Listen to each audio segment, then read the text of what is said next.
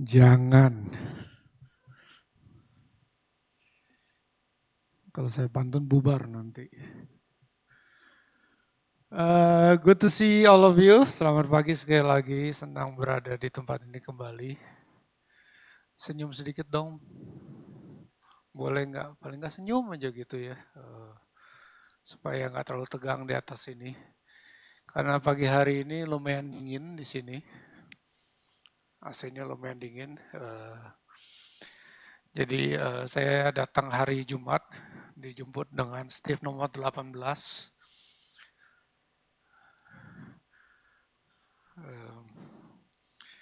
Dan paling nggak sempat diajak makan bigul dulu. Karena sejak hari itu saya tidak sempat lagi makan bigul. Dan karena kalau ke Bali nggak makan bigul kayaknya nggak afdol gitu ya. Kayaknya kurang sesuatu. Jadi harus paling nggak satu hari atau satu saat gitu harus kita bisa makan bigul. Karena itu tujuannya ada Bali ya. Tujuannya Pulau Bali diciptakan. Ya nggak sih? Ini kok pada diem semua sih? Oke, pagi hari ini saya akan bicara mengenai sesuatu hal yaitu sejarah daripada adanya The Tower of Babel atau Menara Babel. Dan kita akan bicara mengenai sedikit mengenai sejarahnya, story-nya, ceritanya, dan legasinya. Kenapa ada menara yang kita sebut dengan Menara Babel ini. Boleh sekali lagi kita berdoa. Kita minta daripada pimpinan daripada Roh Kudus yang boleh ada bersama dengan kita, boleh membukakan firman Tuhan, mengajar kita mengenai kebenaran daripada firman Tuhan. Tuhan, terima kasih ya apa yang ada dalam kehidupan kami.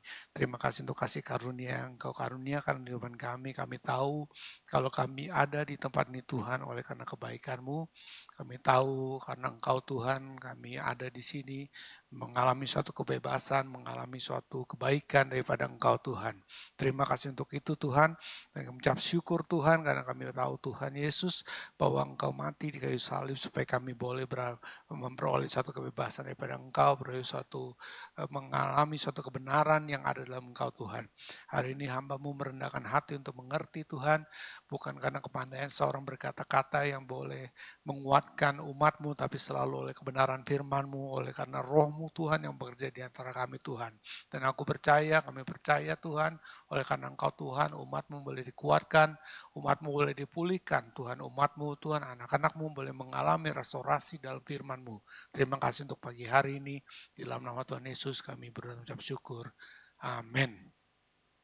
Ada suatu cerita dalam firman Tuhan mengenai satu menara yang kita sebut dengan menara Babel, the Tower of Babel. Dan saya begitu bersyukurnya, saya mengucap syukur bahwa kita diberikan satu yang disebut dengan firman Tuhan atau Alkitab gitu ya. Dengan semua histori atau semua berita ataupun sebuah kabar ataupun apapun yang dunia sodorkan, tapi kita berikan satu yang kita sebut dengan kitab atau firman Tuhan yang mengajarkan atau mencatat begitu banyak kebenaran yang kalau kita baca dan bahkan kita atau kita satukan dengan sejarah, kita boleh melihat begitu banyak kebenaran yang Tuhan ajarkan dalam kehidupan kita. Jadi waktu saya membaca firman Tuhan, saya tidak cuma membaca dari firman Tuhan, tapi saya juga mempelajari daripada histori, daripada sejarah yang ada. Dan itu bisa berjalan bersama dan firman Tuhan mengajarkan begitu banyak hal mengenai apa yang terjadi di dalam dunia ini.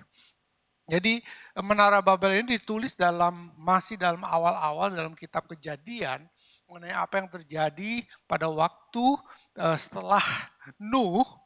Setelah terjadi Nuh itu ya, waktu Tuhan mengirimkan air bah, Alkitab mengatakan dunia ini dipenuhi daripada orang-orang yang lahir daripada Nuh, daripada anak-anak Nuh 3 orang itu, dan dunia itu mulai dipenuhi.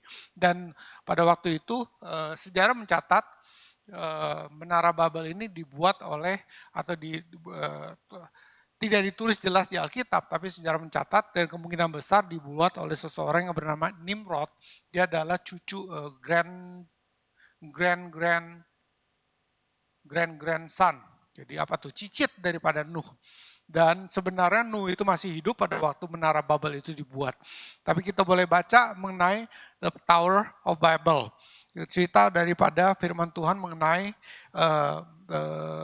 menara Babel ini di Kejadian ayat 11. Dari 1 sampai 9. Dikatakan begini, adapun seluruh bumi, satu bahasanya dan satu logatnya. Jadi waktu itu bumi cuma punya satu bahasa dan satu logat. Ya. Maka berangkatlah mereka ke sebelah timur dan menjumpai tanah datar di tanah Sinear, lalu menetaplah mereka di sana. Semua tinggal di sana. Mereka berkata seorang kepada yang lain, marilah kita membuat batu bata dan membakarnya baik-baik.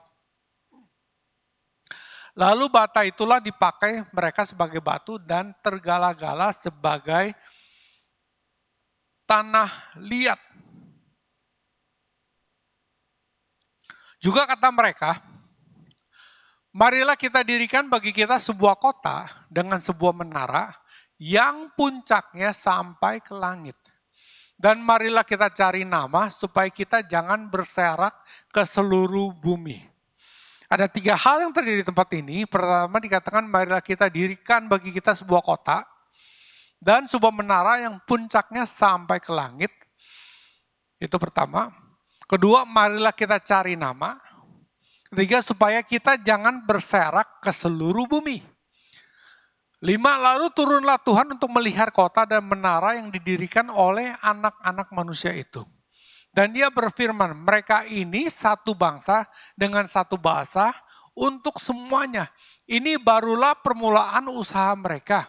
Mulai dari sekarang apapun juga yang mereka rencanakan, tidak ada yang tidak akan dapat terlaksana. Ayat 7, baiklah kita turun dan mengacau balaukan di sana bahasa mereka, sehingga mereka tidak mengerti lagi bahasa masing-masing. Demikianlah mereka diserahkan Tuhan dari situ ke seluruh bumi dan mereka berhenti mendirikan kota itu. Itulah sebabnya sampai sekarang nama kota itu disebut Babel. Karena disitulah dikacau balaukan Tuhan bahasa seluruh bumi. Dan dari situlah mereka diserahkan Tuhan ke seluruh bumi. Nah, apa yang terjadi dalam cerita ini?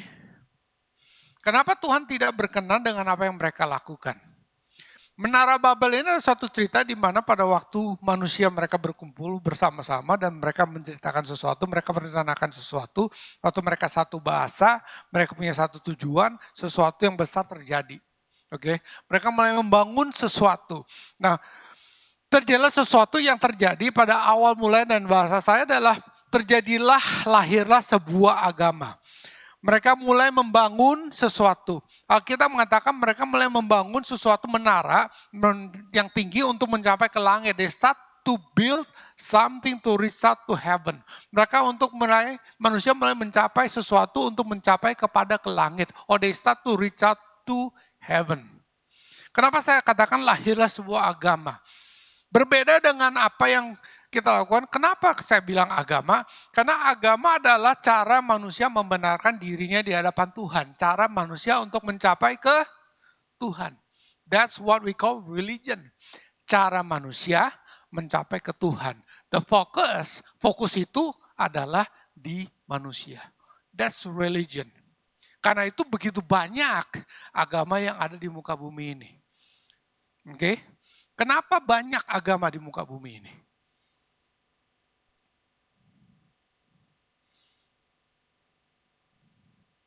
Ada yang bisa jawab? Kenapa banyak agama di muka bumi ini? Karena manusianya banyak. Karena berdasarkan cara manusia. Right? Karena cara manusia.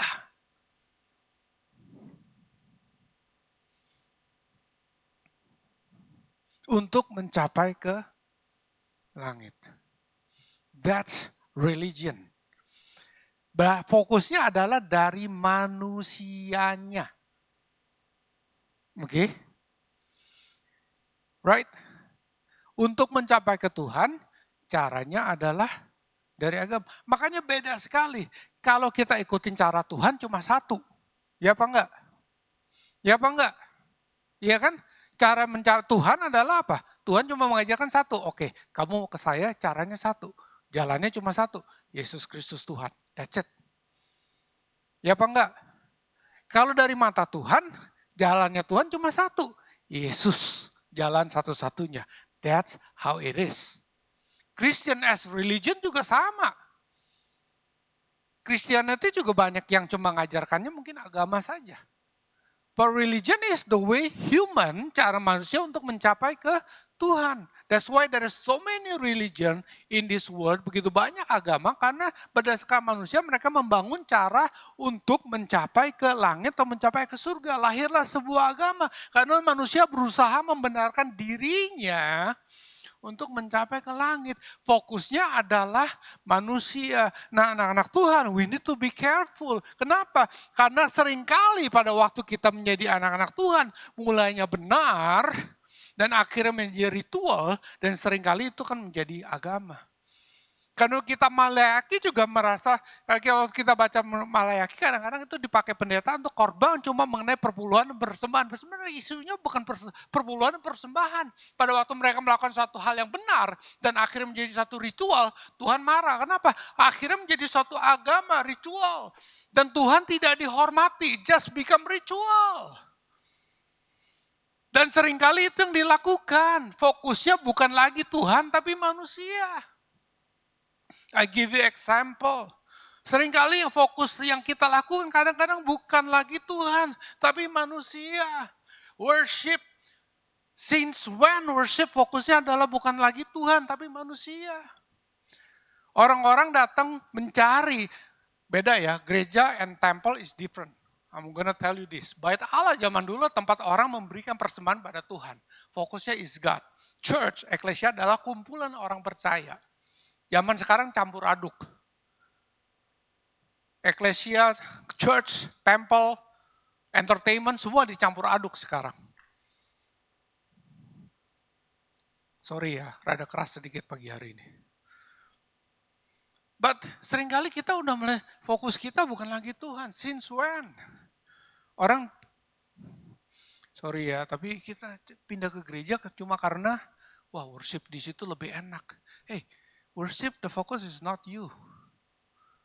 Sejak kapan worship itu fokusnya Anda? Worship itu adalah, fokusnya adalah Tuhan. We are here not for you kalau worship. We are here is untuk Tuhan.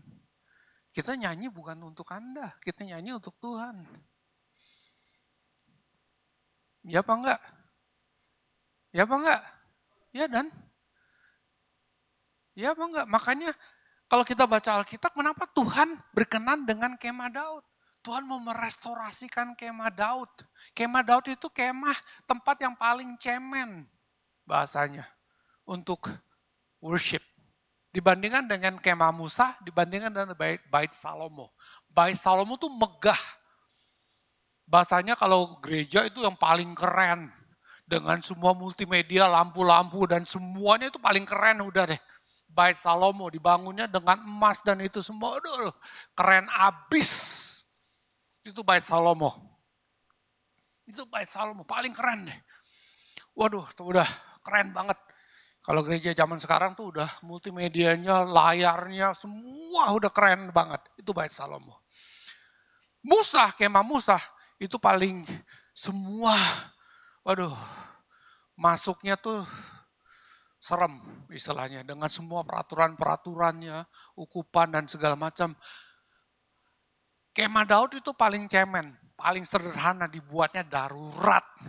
Tapi Tuhan paling berkenan dengan kemah Daud. Dia katakan, aku ingin memulihkan kemah Daud. Kenapa? Karena Daud yang ngeset penyembahan di situ 24 jam untuk Tuhan.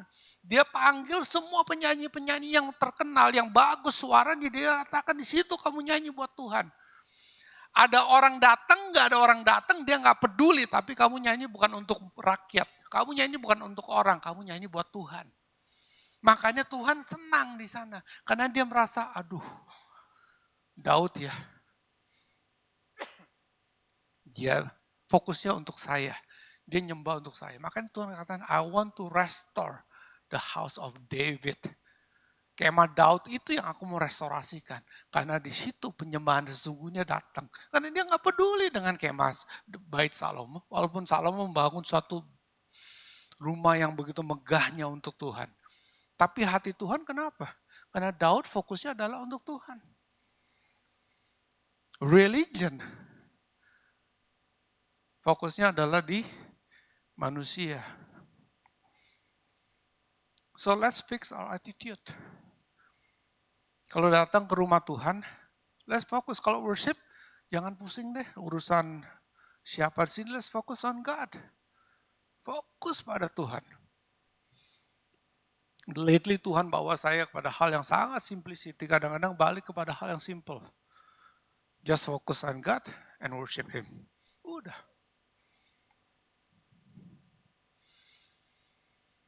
Kalau kita bisa menyembah dengan mereka semua, we should be able to worship, kita harusnya bisa menyembah tanpa mereka semua.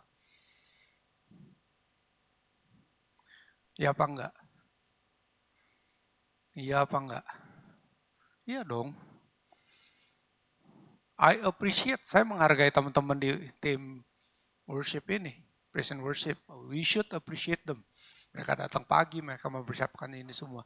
Tapi kalau fokus kita untuk Tuhan, dengan atau tanpa mereka, kita harusnya bisa menyembah Tuhan kita. Amen? Karena at the end of the day, yang kita sembah dia kok. Memang dia. Jadi fokusnya bukan kita. Fokusnya bukan apa yang kita rasakan. Maka itu Daud katakan, dia perintahkan jiwanya. Dia bilang, hai jiwaku. When he doesn't feel to worship, waktu dia merasa dia nggak, aduh kayaknya gue nggak pengen menyembah Tuhan. Dia perintahkan jiwanya, hai jiwaku, pujilah Tuhan. Karena agama fokusnya selalu kepada manusia. Menara Babel ini adalah awal permulaan daripada agama. Fokusnya adalah di manusia. The focus in human. Shifted. Fokusnya adalah kepada Tuhan. Mulai kepada Tuhan. Kedua, kesombongan manusia mulai mencari nama untuk dirinya. Mencari sendiri, padahal nama itu datangnya daripada Tuhan. You know, nama itu datangnya pada Tuhan. Pada zaman itu, nama itu datangnya daripada Tuhan. Remember, orang tua memberikan nama, betul. Tapi setelah itu nama itu datang diberikan daripada Tuhan. Ingat cerita Yakub? Yakub itu namanya penipu, artinya penipu. Saya juga nggak tahu kenapa orang tua memberikan namanya penipu gitu ya. Saya sih nggak mau kasih nama, punya anak terus kamu saya kasih nama ya, tukang tipu gitu. Aduh gimana ya. Masa dikatakan begitu gitu. Tapi setelah itu Tuhan ganti nama dia. Yakub sejak hari itu nama kamu nggak jadi penipu, nama kamu menjadi Israel. Abraham sebelumnya adalah Abraham, setelah itu diganti menjadi Abraham, Bapa dari segala bangsa. Amin. Tuhan yang memberikan nama, menggantikan nama gitu ya. Dan setelah itu diberikan, Tuhan yang menggantikan nama, Tuhan yang memberikan nama waktu zaman itu. Jadi God is the one that give name. Tapi Alkitab katakan, mereka katakan, mari kita mencari nama untuk diri kita, kesombongan manusia. Maka itu kadang-kadang kesombongan nama itu adalah, kesombongan manusia adalah kita mencari nama kita untuk kita sendiri. I'm telling, saya katakan dalam kehidupan kita, gak usah pusing mencari nama untuk kita sendiri. Let's just do our part untuk Tuhan. Tuhan yang akan angkat kok, gak usah khawatir. Kadang-kadang dalam kita, apapun yang kita lakukan, kita pengen beken. Gak usah beken, gak usah pusing. Apalagi zaman sekarang, rebutan follower. Mau ngadu itu, wah follower berapa? Cuma 2.000, gua dong 20.000. Ya so what? Terus kenapa? Kadang-kadang ngadunya begitu, emang kenapa gitu istilah ya. Aduh, saya dengan anak-anak zaman sekarang kadang-kadang pusing ribut follower gitu ya. Aduh, karena saya di tempat saya kan ada anak-anak YP gitu, ributinnya follower gitu. Terus marah gitu ya, kalau saya follow dia terus dia nggak follow saya, terus tersinggung. Wah tuh temu belagu banget, kenapa? Ya gue udah follow dia tapi dia nggak follow back. Ya terus kenapa kok dia follow back? Terus kamu follow dia kenapa? Maksudnya why gitu ya. I'm very simple, I just wanna follow orang yang saya mau follow. Kalau dia nggak follow back, saya nggak tersinggung. Ya udah. Terus kalau orang follow saya juga ya nggak apa-apa, saya terima. Kalau saya nggak follow dia juga ya karena mungkin saya nggak tertarik sama kontennya gitu istilahnya. Ya udah, so what gitu istilahnya. Tapi I'm gonna tell you one thing for sure. Coba saya tanya ya, kalau ada orang beken follow Anda happy nggak? Kurang lebih. Happy nggak? Justin Bieber follow kamu happy nggak? Ya, happy kan? Happy. I'm telling you, Yesus Kristus follow kalian. Dia beken banget loh. Dari kapan sampai sekarang tuh dia terkenal. And he follow you. Ya udah itu lebih daripada cukup. He follow you. He follows you. Dia tahu kegiatan kamu, he follows you, he care for you. Dia nggak cuma follow, he care for you. Dia peduli sama kita dan itu lebih daripada cukup. Anda nggak bisa blok dia lagi. Nah itu. That's the great news. Anda nggak bisa blok dia. Kadang-kadang Anda mau menjauh daripada dia pun nggak bisa. Dia tetap ada di sebelah kamu.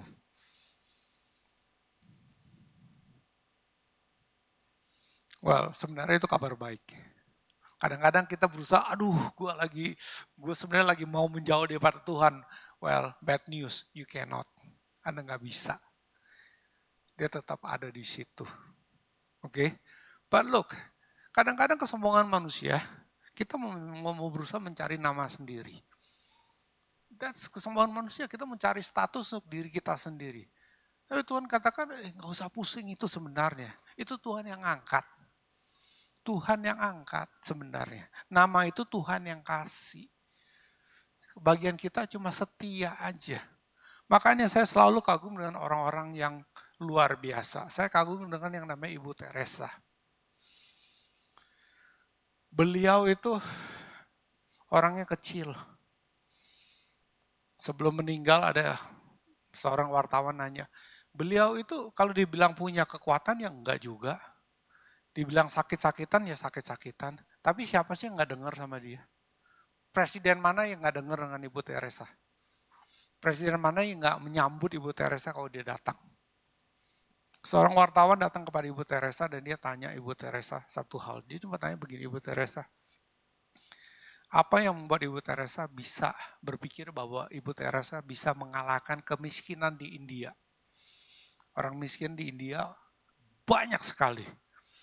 Dan selama ini Ibu Teresa mati-matian datang untuk berusaha menolong orang miskin di India.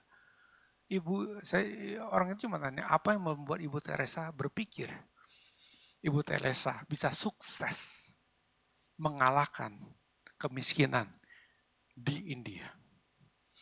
Tahu jawabnya Ibu Teresa? Dia jawab begini, saya dipanggil Tuhan bukan untuk sukses. Saya dipanggil Tuhan untuk setia melakukan apa yang Tuhan panggil. Sudah, itu aja. Itu jawaban daripada seorang ibu yang kecil. Dia kecil tubuhnya. Udah sakit-sakitan. Tapi dia setia melakukan apa yang Tuhan panggil. Tuhan angkat namanya. Siapa yang tidak mengenal nama Ibu Teresa? Dia nggak pernah peduli dengan namanya. Tapi apa yang dia lakukan, dengan apa yang kesetiaan dia, namanya ada di mana-mana. Legacy yang dia tinggalkan daripada apa yang dia lakukan luar biasa. For me, her faithfulness, kesetiaan dia, itu adalah sebuah cerita yang saya mau pelajari, yang saya mau dengar. Faithful dengan apa yang Tuhan panggil dan dia terus lakukan.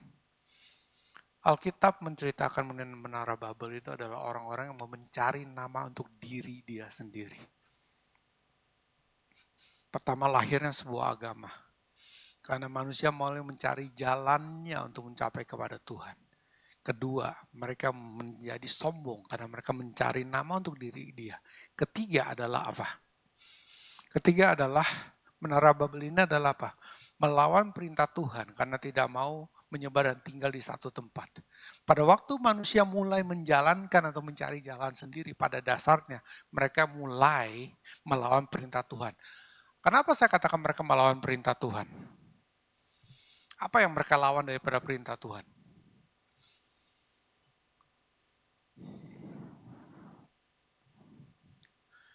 Mereka katakan apa? Let's find the name for ourselves. Oke? Cari nama untuk diri sendiri supaya kita tidak tersebar kemana-mana. Perintah Tuhan pada waktu Kejadian 1 ayat 28 waktu Allah menciptakan manusia, Allah berfirman begini, Kejadian 1:28. Allah memberkati mereka, lalu Allah berfirman kepada mereka, beranak cuculah dan bertambah banyak, penuhilah bumi dan taklukkanlah itu.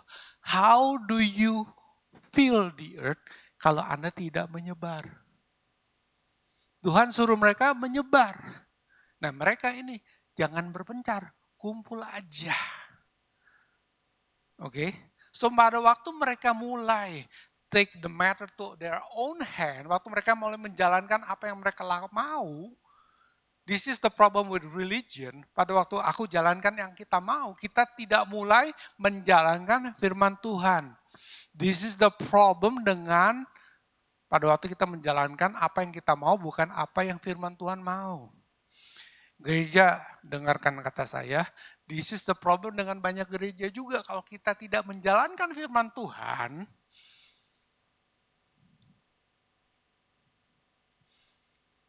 ini yang terjadi.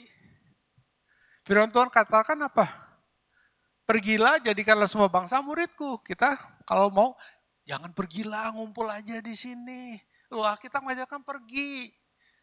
Yang namanya care group, yang namanya connect group, di sini namanya apa? Connect group, harusnya multiply, harusnya kita memuridkan.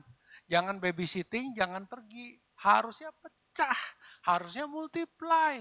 Connect group itu harus mulai multiply, kita harus bisa memuridkan. Itu kata firman Tuhan. Memang harus pergi, harus multiply. Harus melakukan apa yang firman Tuhan katakan. Kalau kita maunya ngumpul, udah sini aja, jangan kemana-mana. Halo.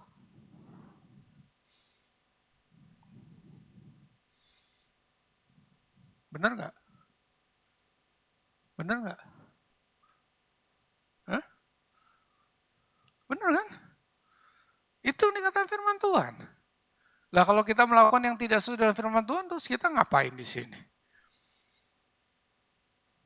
See, you have to understand one thing first. Kenapa Tuhan datang dan merusak apa yang manusia lakukan?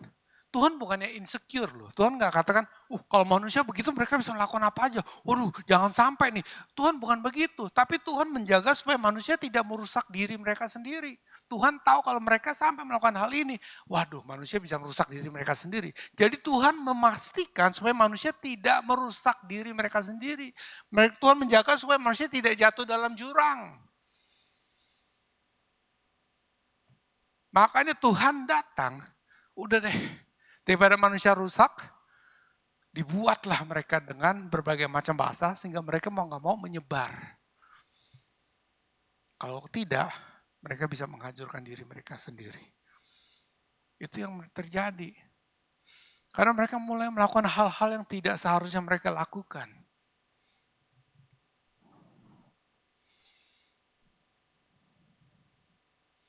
Itu yang semua terjadi. Maka itu pada waktu Yesus datang, Yesus menggenapi, merubah ini semua. Pertama, sebuah agama dirubah.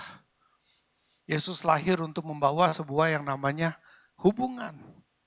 Yang datangnya daripada manusia Tuhan bawa. Dan Tuhan katakan jalan kebenaran datangnya daripada Tuhan Yesus. Dia membawa yang namanya relationship. It's not ritual, it's relationship. Yesus mati kayu salib untuk Anda dan saya. Dan dia membuat satu relationship yang datangnya daripada Tuhan.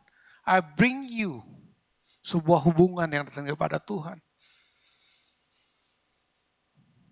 Dan dia mau manusia berhubungan langsung dengan Tuhan.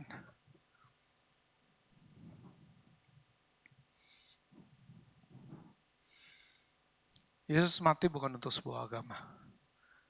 Dia mati untuk sebuah relationship. Waktu Yesus mati di kayu salib, yang pertama kali yang terjadi adalah apa? Tirai yang memisahkan antara ruang kudus dan ruang maha kudus terbelah daripada atas dan bawah.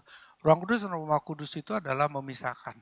Ruang maha kudus itu adalah tempat di mana imam tertinggi ketemu dengan Tuhan setahun sekali. Setahun sekali aja dia bisa ketemu dengan Tuhan. Dan itu pun dengan semua protokol yang terjadi.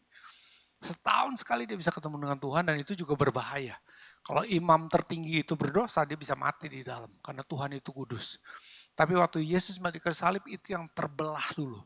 Dengan pengertian apa? Semua orang yang percaya bisa masuk dalam ruang maha kudus, bisa ketemu dengan Tuhan. Jadi maksudnya apa? Tuhan berkata, nomor satu, pada waktu Yesus mati di kayu salib, ini yang pertama kali terjadi. Manusia bisa ketemu dengan Tuhan.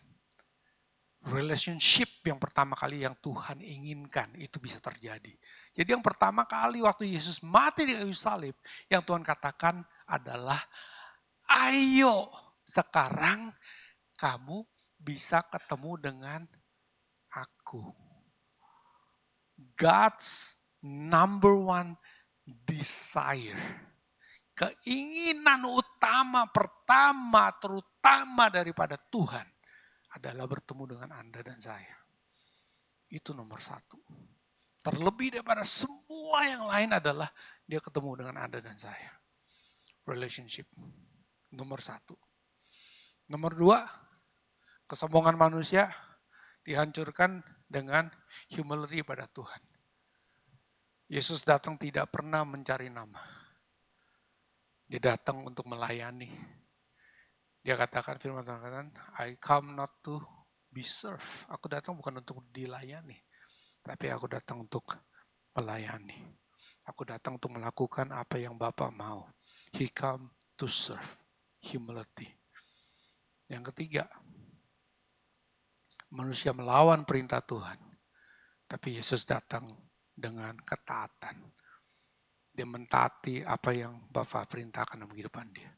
Dia nggak mau. Kalau Anda berpikir bahwa Tuhan Yesus mau, kita berpikir kan dia kan Tuhan. Tapi dia tahu yang namanya sakit karena dia menjadi manusia. Dia tahu namanya disalib itu nggak enak. Waktu di Taman Getsemani dia berdoa sampai berpeluh darah. Itu stres tingkat tinggi. Dan dia katakan, Tuhan kalau bisa angkat cawan ini daripadaku. Dia itu stres. Dia nggak mau. Kalau Anda berpikir bahwa Yesus mau melakukan semua itu, dia nggak mau. Tapi setelah itu doa dia adalah doa ketaatan. Tapi dia katakan bukan kehendakku yang terjadi. Tapi kehendakmu. Itu doa ketaatan. Setelah itu dia taat sampai mati. That's obedience. We always think he is God, ya sudahlah ya. No. Dia tetap manusia. Dan dia gak mau melakukan itu. Tetapi dia taat sampai mati. Menara Babel menggambarkan sesuatu hal.